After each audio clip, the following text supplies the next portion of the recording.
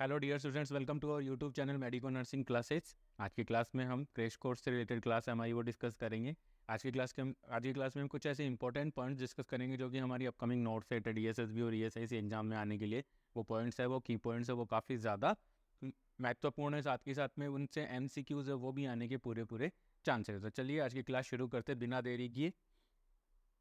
ये सब हमने लास्ट क्लास के अंदर पढ़ लिया था। लास्ट क्लास में हमने देखा था कि स्टूल सैंपल कलेक्शन मतलब सैंपल यूरिन का कैसे करना है, और यूरिन का, स्पूटम का और स्टूल का, इन तीनों का सैंपल कैसे कलेक्ट करना है, कौन कौन सी नर्सिंग रिस्पॉन्सिबिलिटीज़ होती हैं, क्या क्या की पॉइंट्स थे जहाँ से आपको ट्यूशंस देखने को मिल सकते हैं, वो सारा कुछ हमने डिस्कस कर लिया था। नेक्स्ट हम डिस्कस करते हैं ब्लड सैंपल। आज का हमारा टॉपिक है ब्लड सैंपल। तो स्टूडेंट्स, ब्लड सैंपल है तो ब्लड सैंपल है वो बहुत प्रकार के टेस्ट किए जाते हैं। ठीक है, ब्लड सैंपल से परफॉर्म वेरियस टेस्ट,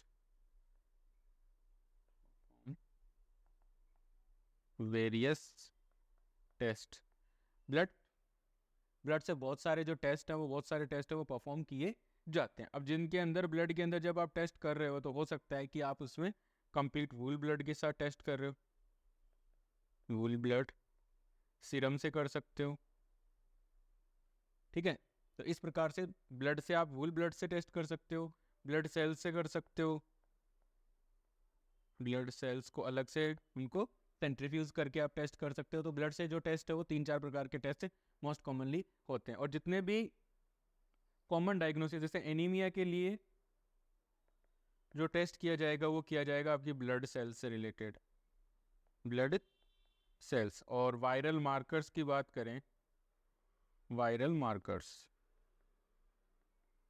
मार्कर्स की अगर बात करें तो वो किया जाएगा आपका ब्लड सीरम के साथ, वो टेस्ट होगा आपका ब्लड सीरम के साथ। जितने भी डायग्नोस्टिक टेस्ट हैं वो मोस्ट कॉमनली अगर ब्लड से देखें तो वो सारे के सारे सीरम से परफॉर्म किए जाते हैं। ठीक है, यहाँ पर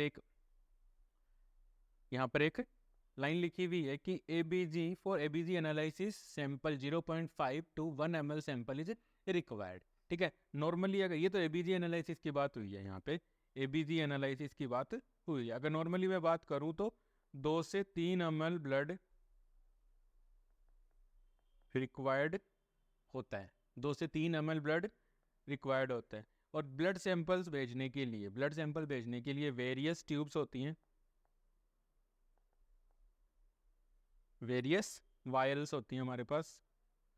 ठीक है, वेरियस वायल्स होती हैं जो डिफरेंट टाइप के टेस्ट हैं उनको परफॉर्म करने के लिए यूज की जाती है। जैसे कि ना रेड टॉप है, येलो टॉप वायल होती है, जैसे कि pink top vial, red top vial, yellow top vial, ठीक है, ग्रे टॉप वायल और स्काई ब्लू टॉप वायल। ये 4-5 प्रकार की वायल्स होती हैं जो कि लेबोरेटरी के अंदर आपको देखने के अंदर मिलती हैं। नॉर्मली इस प्रकार से वो वायल्स होती हैं। ये जो पर्टिकुलर कलर हो जाएगा उसके टॉप का, उसके ढक्कन का ये कलर हो जाता है। तो नॉर्मली ये जो वायल्स होती हैं वो सीरम टेस्टों के लिए काम में लेते हैं, सीरम टेस्ट। साथ के साथ जो पिंक टॉप है और पर्पल टॉप वायल, और जो आपकी पर्पल टॉप वायल है वो CBC मतलब complete blood count, complete blood count के लिए इसका यूज किया जाता है। तो ये हो गया मोस्ट कॉमनली जो एक मोटी सरफेस व्यू मैंने आपको बता दिया है, मोटा मैंने आपको यहाँ पे बता दिया है कि किस प्रकार से ब्लड का सैंपल है वो कलेक्ट करें और किस प्रकार की वायल्स के अंदर भेजा जाता है और किस प्रकार से वो काम करती हैं। ठीक है, नेक्स्ट इस पॉइंट के अंदर एक इंपॉर्टेंट पॉइंट दिया गया है कि जब भी आप ABG का सैंपल ले रहे हैं, ABG मतलब आर्टीरियल ब्लड गेज एनालिसिस का सैंपल ले रहे हैं, तो जो सैंपल का अमाउंट है वो कितना होना चाहिए। जब आप आर्टीरियल ब्लड गेज का सैंपल ले रहे हैं तो सैंपल का अमाउंट है वो कितना होना चाहिए स्टूडेंट, 0.5 ml से लेकर के 1 ml तक का आपका सैंपल होना चाहिए। सबसे बड़ी बात की ABG क्या है, ABG क्या है, blood gas analysis, arterial blood gas analysis होता है। मोस्ट कॉमनली ये कब किया जाता है? In critical situation, in critical care, emergency care,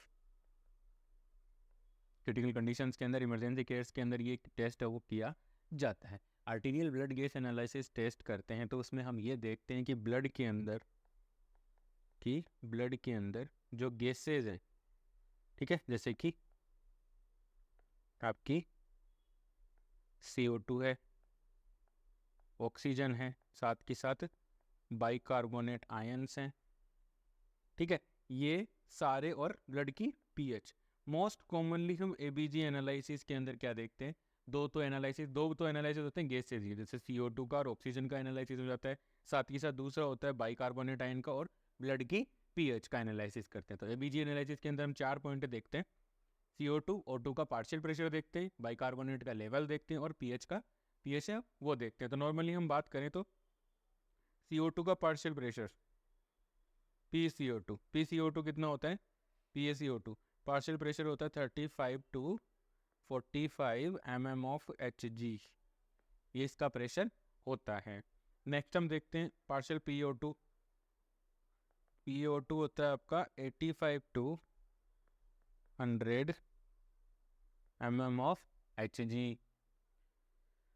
HCO3 ion की नॉर्मल वैल्यूज़ मैं ये बता चुका हूँ, आप medico nursing classes YouTube channel पे जा करके देख सकते हैं, बढ़िया से मैंने पढ़ा रखा है। आर्टीरियल ब्लड गैस एनालिसिस बहुत ही अच्छे से डिस्क्रिप्टिव डेरिवेटिव तरीके से मैंने इसको एक्सप्लेन कर रखा है। HCO3 आयन होते हैं वो कितने होते हैं? 22 to 28 MEQ पर लीटर, ठीक है जी। और पीएच होती है, ब्लड की जो पीएच होती है वो नॉर्मल कितनी होती है? 7.35 to 7.45। तो ये 4 बहुत ही इंपॉर्टेंट लैंडमार्क्स हैं, बहुत ही मार्कर्स हैं, ठीक है, जिनके अंदर हम क्या करते हैं, एबीजी एनालिसिस के दौरान हम इन चीज़ों को टेस्ट करते हैं और ये मोस्ट कॉमनली क्रिटिकल केयर या क्रिटिकल सिचुएशंस के अंदर परफॉर्म किया जाता है। आई होप कोई टेक्निकल इशू है, I hope technical issue resolve हुआ है थोड़ा तो हुआ है। तो हमने 4 पॉइंट्स हैं जो एबीजी एनालिसिस के अंदर हम सबसे ज़्यादा मॉनिटर करते हैं, कार्बन डाइऑक्साइड का पार्शियल प्रेशर, ऑक्सीजन का पार्शियल प्रेशर, बाइकार्बोनेट आयन का लेवल और ब्लड की पीएच, ये चारों हम देखते हैं। साथ ही साथ नेक्स्ट हमने जो देखा है वो ये देखा है, ये जो रेड कलर से इम्पोर्टेंट बताया है, काफ़ी इंपॉर्टेंट पॉइंट है, इसको याद रखिएगा, ठीक है। इसमें हमने ये देखा है कि पार्शियल प्रेशर ऑफ CO2 का जो नॉर्मल प्रेशर या नॉर्मल वैल्यू कितनी होती है? पार्शियल प्रेशर ऑफ CO2 की नॉर्मल वैल्यू होती है 35 to 45 mm of Hg। PaO2 partial pressure of oxygen की होती है 85 to 100 mm of Hg। Bicarbonate ion का नॉर्मल लेवल कितना होता है? 22 to 28 milliequivalent per litre. PH का कितना होता है? 7.35 to 7.45 तक का, ये इसका नॉर्मल वैल्यू होती हैं। और ये वैल्यूज़ हैं, ये वैल्यूज़ आपकी हेल्प करेंगी for the interpretation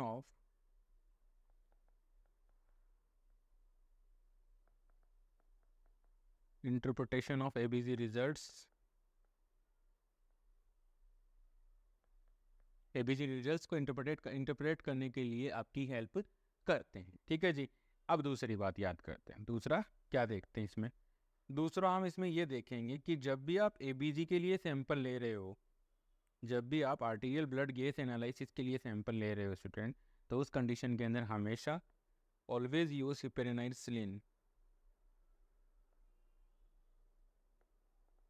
always use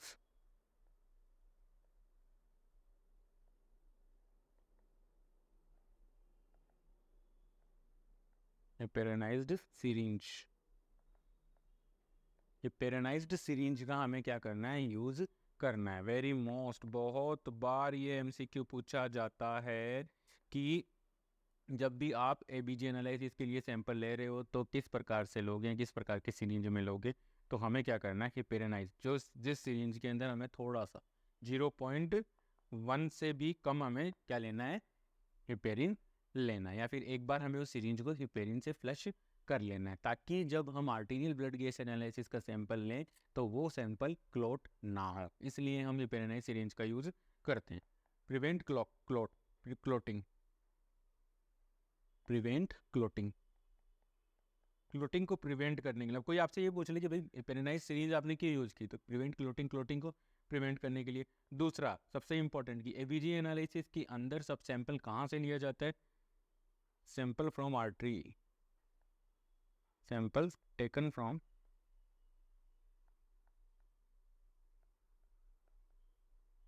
artery से सैंपल लिया जाता है। जब भी आप एबीजी का सैंपल ले रहे हो, जब भी आप एबीजी का सैंपल ले रहे हो तो उससे पहले एक इम्पॉर्टेंट टेस्ट है वो परफॉर्म किया जाता है। ठीक है, एक इम्पॉर्टेंट टेस्ट है वो परफॉर्म किया जाता है बिफोर सैंपल, बिफोर सैंपल। कौन सा टेस्ट होता है, एलन टेस्ट होता है।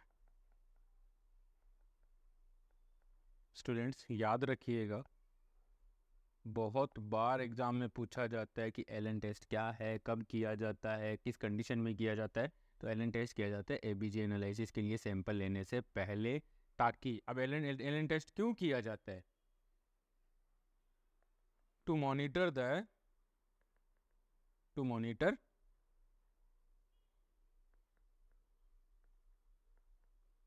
कोलेटरल सर्कुलेशन, कोलेटरल सर्कुलेशन को एग्जामिन करने के लिए किया जाता है। आपका एलन टेस्ट है वो कोलेटरल सर्कुलेशन को एग्जामिन करने के लिए किया जाता है। तो ये चीज़ें याद रखने की हैं, और जो भी लाइनें यहाँ पे लिखी जा रही हैं वो सारी लाइनें इंपॉर्टेंट है। सबसे एक एमसीक्यू आपको बनता हुआ दिखेगा यहाँ से, ये भी एक एमसीक्यू है। ठीक है, बिफोर सैंपल कौन सा टेस्ट परफॉर्म किया जाता है, एलन टेस्ट किया जाता है। ठीक है, एलन टेस्ट क्यों किया जाता है, to monitor the collateral circulation. ठीक है, अब हम देखते हैं कि जो साइट्स कौन कौन सी हैं, इंपॉर्टेंट साइट्स कौन कौन सी है। जब भी आप एबीजी एनालिसिस के लिए सैंपल ले रहे हो तो उस कंडीशन के अंदर आपकी इंपॉर्टेंट साइट्स कौन सी, कहाँ कहाँ से आप एबीजी एनालिसिस के लिए सैंपल है वो ले सकते हो। ठीक है, तो ये देखने के लिए हम देखते हैं कि एबीजी एनालिसिस के लिए जो सैंपल हम ले रहे हैं उसमें जो साइट आएंगी, सबसे पहले आएगी हमारी रेडियल आर्टरी, उसके बाद आएगी हमारी अन्नार, उसके बाद आएगी आपकी फीमोरल। ठीक है, ये तीन जो साइट है वो मोस्ट कॉमन साइट्स हैं, most common site, most common site for ABG sample. ABG का सैंपल कलेक्ट करने के लिए जो मोस्ट कॉमन साइट है, रेडियल आर्टरी, अल्नार आर्टरी और फीमोरल आर्टरी है। यहाँ से सबसे ज़्यादा एबीजी के लिए सैंपल कलेक्ट किए जाते हैं। नॉर्मली हमें जब भी हम सैंपल कलेक्ट कर रहे हैं तो वो सैंपल हमें कहाँ से कलेक्ट करना है, हमें सैंपल कलेक्ट करना है आर्टरी से, ना कि वेन से। हमें आर्टीरियल ब्लड के अंदर गैस का एनालिसिस करना है कि CO2 O2 बाइकार्बोनेट और पीएच ब्लड की वो कितनी चल रही है आर्टीरियल गैस से आर्टीरियल ब्लड के अंदर। ठीक है, तो यहाँ पे ये हो गई मोस्ट कॉमन साइट। अब ये भी एक MCQ बनता है कि which is the most common site, what is the most common site for ABG analysis, ABG sample taking for ABG analysis के लिए सैंपल लेने के लिए सबसे मोस्ट कॉमन साइट है वो कौन सी होती है, तो रेडियल, अल्नार और फीमोरल, तीन सबसे कॉमन होती है। ठीक है जी, जैसे ही आप सैंपल ले लेते हो, जब भी आप सैंपल ले रहे हो, सैंपल लेने के बाद आपको क्या करना होता है, quickly send to the laboratory, quickly send the sample to laboratory. Laboratory के अंदर हमें सैंपल को तुरंत जल्दी से जल्दी, जितना जल्दी हो सके उतना जल्दी हमें लेबोरेटरी के अंदर सैंपल को भेज देना है, क्योंकि फिर जितना डिले करेंगे तो उनके अंदर गैसेज है, उनके अंदर क्या होंगे, अल्ट्रेशन आने शुरू हो जाएंगे और आप हमारा एबीजी का सैंपल है वो प्रॉपर नहीं आ पाता है। ठीक है, अब एबीजी एनालिसिस के लिए हम क्या कर रहे हैं, एलन टेस्ट परफॉर्म करते हैं। एलन टेस्ट क्यों करते हैं, ताकि कोलेटरल सर्कुलेशन का हमें पता लग सके। ठीक है जी, और एबीजी एनालिसिस से जुड़ी हुई चीज़ें देखते हैं अपन कि और एबीजी एनालिसिस से क्या क्या ऐसा है कि एबीजी एनालिसिस है वो देखते हैं। तो एबीजी एनालिसिस तो मोस्ट कॉमनली हम कब कर रहे हैं, डायबिटिक कीटो एसिडोसिस के अंदर। ठीक है, एसिड बेस इम्बैलेंस के अंदर, acid base imbalance, renal disease के अंदर, क्योंकि रीनल आप सबने पढ़ा होगा, अगर आपको रिमाइंड नहीं है तो आप medico nursing classes YouTube channel पे जा करके एसिड बेस बैलेंस की जो क्लासें हैं वहाँ से आप एसिड बेस बैलेंस को रिवाइज कर सकते हैं। स्टूडेंट्स, स्टडी का और याद लंबे टाइम तक याद रखने का सबसे अच्छा तरीका है रिवीजन। रिवीजन जितना ज़्यादा होगा, जितने जब क्वेश्चन की प्रैक्टिस करोगे उतनी ज़्यादा आपकी अच्छी तैयारी होती जाती है। तो मैं आपको ये बता रहा था कि रीनल सिस्टम या रीनल किडनी है वो भी हमारा एसिड बेस बैलेंस मेंटेन करने में हेल्प करती है। ठीक है, रीनल डिसऑर्डर्स के अंदर, मेटाबॉलिक डिसऑर्डर्स के अंदर होता है मेटाबॉलिक डिसऑर्डर्स, इनके अंदर भी हम क्या करते हैं, ये सैंपल के टेस्ट मतलब एबीजी एनालिसिस का जो टेस्ट है वो करते हैं। साथ ही साथ हम करते हैं क्रिटिकल एनालिसिस या इमरजेंसी कंडीशन। ठीक है, क्रिटिकली इल पेशेंट, इनके अंदर, इन कंडीशंस के अंदर मोस्ट कॉमनली जो आपका एबीजी एनालिसिस है वो टेस्ट है वो परफॉर्म किया जाता है। ठीक है, आई होप आप लोगों को समझ में आया होगा कि क्या एबीजी एनालिसिस क्या है, एबीजी एनालिसिस के लिए सैंपल है वो किस प्रकार से कलेक्ट करना है। ठीक है, दूसरा, जब आप एबीजी एनालिसिस के लिए सैंपल ले लेते हो, जब भी आप एबीजी एनालिसिस के लिए सैंपल ले लेते हो, उसके बाद हमें क्या करना, press the puncture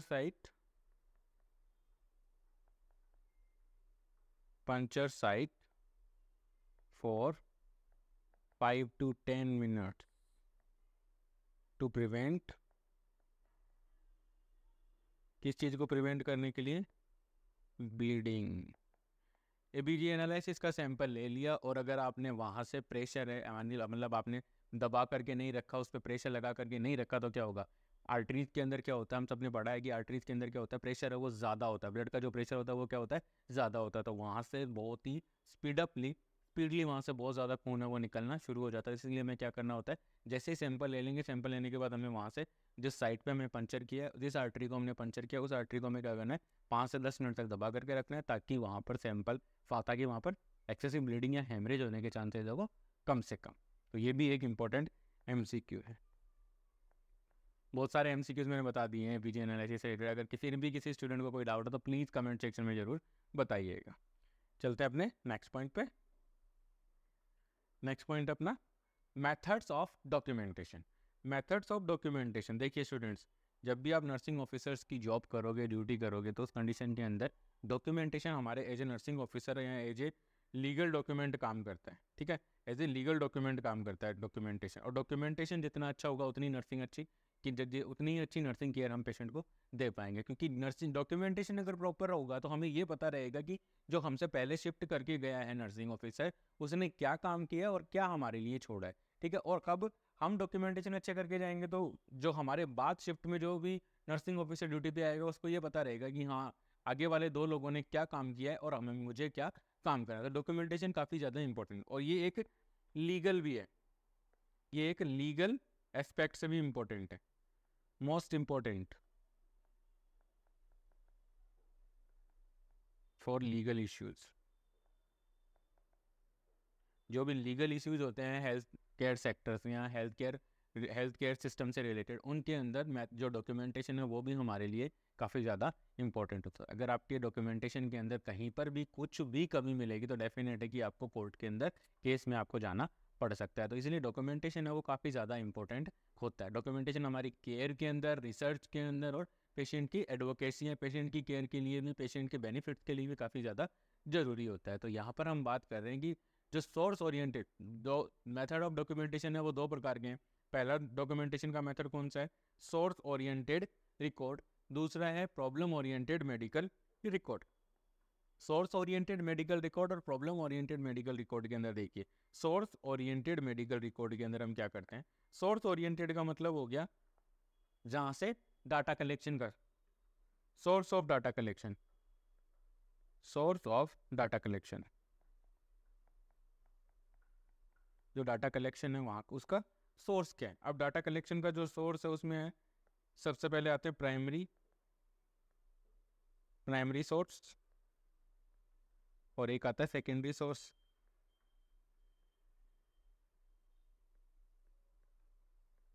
secondary source, primary source में आएगा आपका पेशेंट सेल्फ, जब आप पेशेंट से डायरेक्टली इंफॉर्मेशन कलेक्ट कर रहे हो तो वो कौन सा डाटा कहलाएगा? Primary source data. वो क्या कहलाएगा? Primary source data. स्टूडेंट्स, ये जो क्वेश्चन अभी आप स्क्रीन पे देख रहे हो वो सारे क्वेश्चंस काफ़ी ट्रिकी होते हैं, और ये क्वेश्चन क्या करते हैं, नंबरों को हमारे सिलेक्शन को आगे पीछे करने हैं, सिलेक्शन है कि नहीं, उसमें बहुत ज़्यादा हेल्प करते हैं। क्योंकि अभी हमने एबीजी पढ़ा, पूरी दुनिया एबीजी पढ़ के जाएगी, पूरी दुनिया को पता है कि एबीजी इंपॉर्टेंट है, लेकिन यहाँ से लोग सोचेंगे यार ये कौन पूछेगा नर्स में, एम्स से ऐसे सवाल नहीं पूछ, बट एम्स आपको ऐसे सवाल भी पूछ सकता है। ठीक है, तो डाटा कलेक्शन का जो प्राइमरी सोर्स होता है वो कौन होता है? पेशेंट सेल्फ, इसके अलावा कोई नहीं है। ठीक है, सेकेंडरी के अंदर अगर हम बात करें तो उसके हेल्थ रिकॉर्ड्स,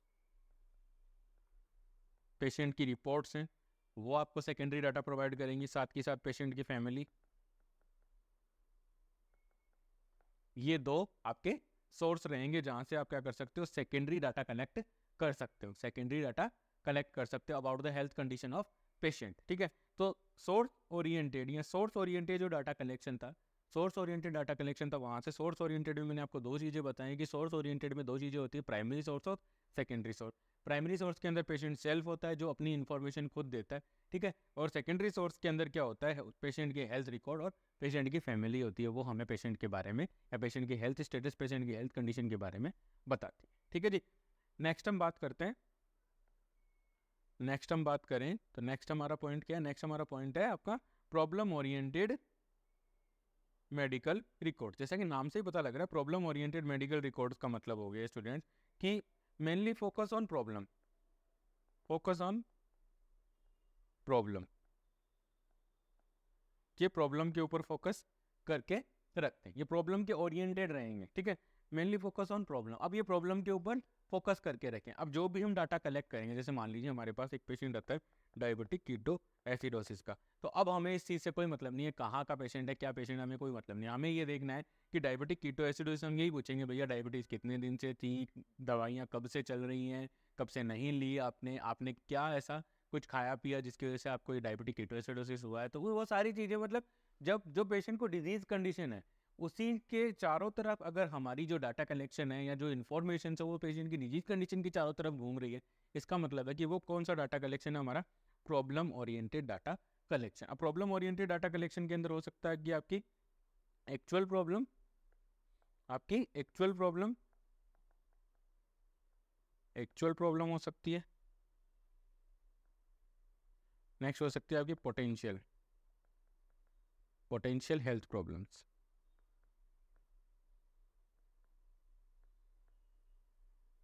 आप सबने देखा होगा इसी क्रैश कोर्स की क्लास के अंदर मैंने आपको स्टार्टिंग में बताया था कि एक्चुअल हेल्थ प्रॉब्लम और पोटेंशियल हेल्थ प्रॉब्लम्स क्या होती हैं। एक्चुअल हेल्थ प्रॉब्लम वो प्रॉब्लम है जिस प्रॉब्लम की वजह से पेशेंट आज हमारे पास एडमिट हुआ है, हॉस्पिटल के अंदर एडमिट है, वो हमारी कौन सी एक्चुअल हेल्थ प्रॉब्लम। दूसरा हो गया आपकी पोटेंशियल हेल्थ प्रॉब्लम।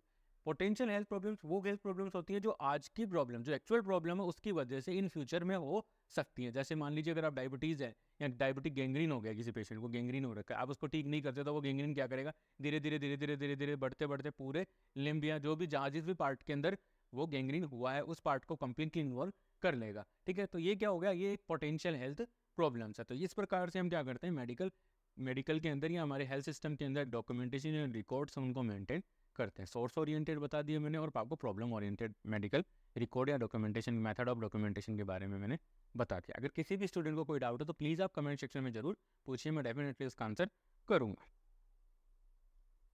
आज की क्लास में इतना ही। आई होप मेरे द्वारा प्रोवाइड की जा रही नर्सिंग ऑफिसर रिक्रूटमेंट एग्जामिनेशन की जो क्रैश कोर्स है वो आपकी तैयारी में आपकी हेल्प कर रहा होगा। Please like, share and subscribe. Thank you so much.